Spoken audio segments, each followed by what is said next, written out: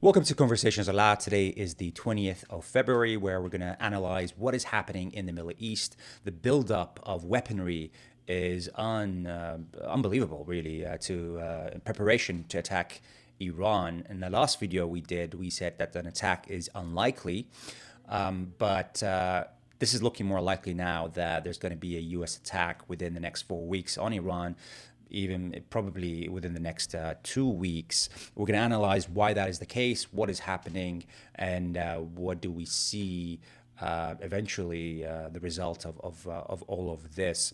Now, in the last video we did, Iran and the US had their first indirect talks trying to negotiate a deal in Oman, and then they had a second one in Geneva. We detailed why this was always going to fail because of the U.S. demands that specifically that Iran remove its missile capability, the missiles that attacked Israel, because they can reach Israel, they're hypersonic. So all the defense systems cannot deal with the hypersonic ones. If you remember, during the 12-day June war between Israel and Iran initially sent their old missiles, which could be intercepted, but then as the days went by, they were using hypersonic missiles, which cannot be defended by the THAAD systems or the Patriot systems that are around Israel and around the region. And so that is obviously a threat to Israel. But as any country wouldn't give away their defense capabilities, it's basically asking Iran to be defenseless.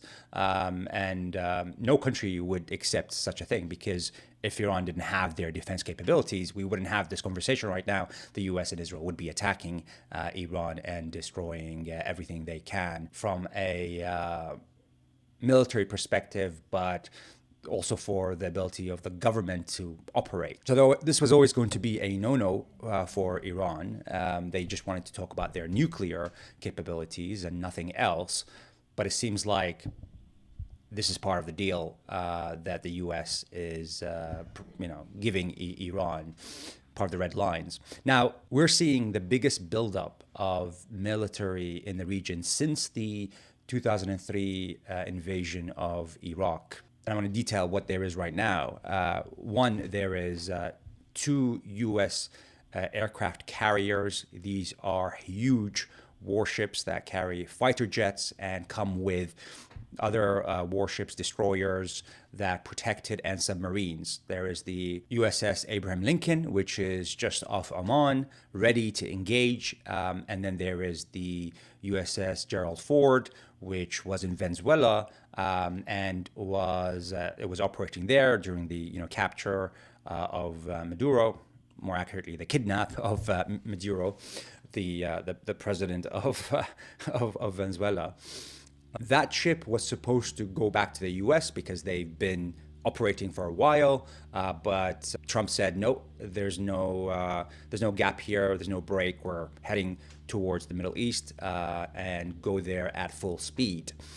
The fact that and that is the biggest warship that exists anywhere, really. I was talking to some experts on this, and they said that basically the military capability from that one warship is greater than a lot of countries' military capability.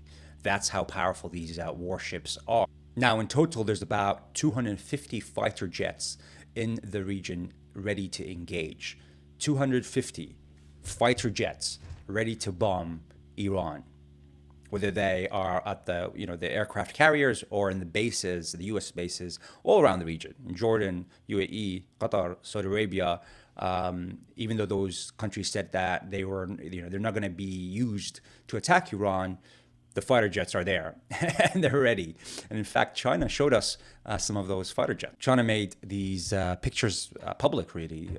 They showed the fighter jets, the Air Force tankers in Saudi Arabia over here, and also here in Jordan. And in fact, you could see the movement of the airplanes coming, the military equipment and military airplanes moving from America to Europe and from Europe to the Middle East region, all across, whether they're to the aircraft carriers or to mainly to the U.S. bases, really, in that region, ready for attack. Now, all of those are going to be in place by today. There are even talks of a third U.S. aircraft carrier going to the region, the George Bush one. So that's going to be three possibly U.S. aircraft carriers. And it's just inconceivable that you would send that many warships, aircraft, carriers, jets to the region without using them. There's about 40,000 troops over there also in the region, whether they're on the aircraft carriers, the warships, the submarines, the U.S. bases. So it's very likely that this is going to be used. This is not like Iraq, where they're gonna have troops deployed in the region. This is going to be an air attack mainly. The idea is that they destroy all the government operations, the defense systems, and with the hope that the people will then rise up against the government. So the idea is that the majority of the Iranians dislike the government, and they are welcoming a attack on their country that will, of course, kill thousands and thousands, if not 100,000 civilians in that process. Because don't forget, Iran is 90 million people. That's 3 times the size of Iraq, and 3.7 times the land size of Iraq. So it's a big geography with mountains, difficult terrain.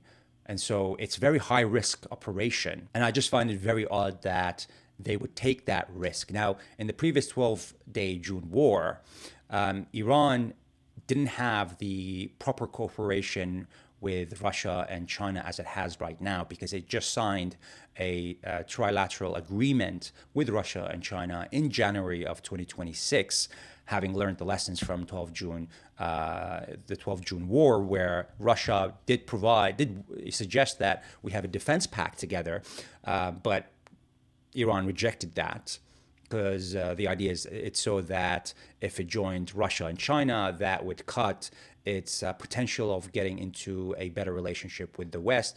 Now it knows that there is not going to be a relationship with the West now or never. So it has to move east towards China and Russia, and that's exactly what it is doing as part of that trilateral agreement with those nations. It's getting a lot of intelligence. It's getting a lot of equipment. We're seeing a lot of cargo planes moving from China and Russia towards Iran to improve its defense capabilities against those aircrafts. There's a lot of Chinese defense, anti-aircraft defense capabilities. Now, in the last 12-day June war, when America sent those bombers, we didn't know how they were able to be detected, even though they're stealth fighters. A lot of the new equipment would be able to detect those stealth fighters. There is, some former CIA analysts said that the equipment that the Iranians had were hijacked through cyber warfare, essentially, where they made them unusable. So even though they detected those B bombers that attacked the nuclear facilities, they weren't able to do anything because the equipment were hijacked. Now they have Chinese equipment, so it's going to be, I think, a lot more difficult to hijack those, although it's not conceivable that the US has that capability to do so. We're going to see whether they're going to be able to or not. I do believe that the US is kind of stepping into a trap, to be honest. One, because Russia and China are not going to really allow Iran to fall into the hands of the US, or, as a second option, go into a chaos whereby there's going to be a civil war, which is expected. That's exactly what happened in Iraq after the invasion, the US invasion. There was a civil war. People killed each other. Hundreds of thousands died. That is probably what's going to happen in Iran, and I hope it doesn't, but it's very likely. Don't forget, China gets a lot of its oil from Iran, so cutting that off is a strategic move by the US, but is a threat to China. Now, that's not saying that China and Russia are ever going to join into a war against the US with Iran. They're not going to dabble in that, but they're going to give it everything it needs to defend itself. And don't forget, Iran is very close to China and close to Russia, but closer to China. So having America right there is a threat to those nations. America could kill the supreme leader, the Ayatollah Khamenei, but I believe that that's going to open a Pandora's box over here, because for millions of people, not just in Iran, in across the region, in some places in Pakistan, in Iraq definitely, in Bahrain, in a lot of countries, they see him as a spiritual leader. In the West, they see him as a hardliner that is there to cause havoc. But he's not even a hardliner in Iran. There are much more hardliners than him.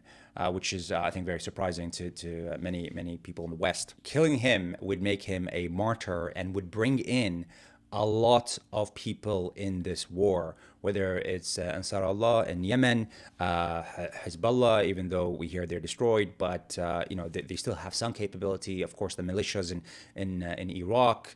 It would essentially become a religious war. And we don't want to see a religious war happen. Now, Iran isn't going to play softball anymore like it has in the previous times that it's been attacked, because it knows this is an existential threat to it. So it's going to launch all its capability. And we haven't seen its most advanced hypersonic missiles yet. The ones they threw at Israel isn't their newest versions of those missiles. It's nearly impossible to sink an aircraft carrier like the Gerald Ford or the Abraham Lincoln, but you could do just some damage where it becomes unoperational because they cannot fly their airplanes from those aircraft carriers just by using some hypersonic missiles there. Iran has said it will straight away attack Israel because it knows that Israel is kind of pushing for this, and it will join the war effort with the U.S. In fact, Israel said to the U.S. that if you don't do this, we're going to do this by ourselves. Of course, it will then need American help, so it's going to force America into this, even if America doesn't want to do this. But it's looking like America is going to do this, and it wants to do this. We'd love to know your thoughts about whether you think that there's going to be an attack by the U.S. on Iran, and whether it's warranted and the consequences of that. If you did enjoy this video, do hit the like button and subscribe, and see you very soon.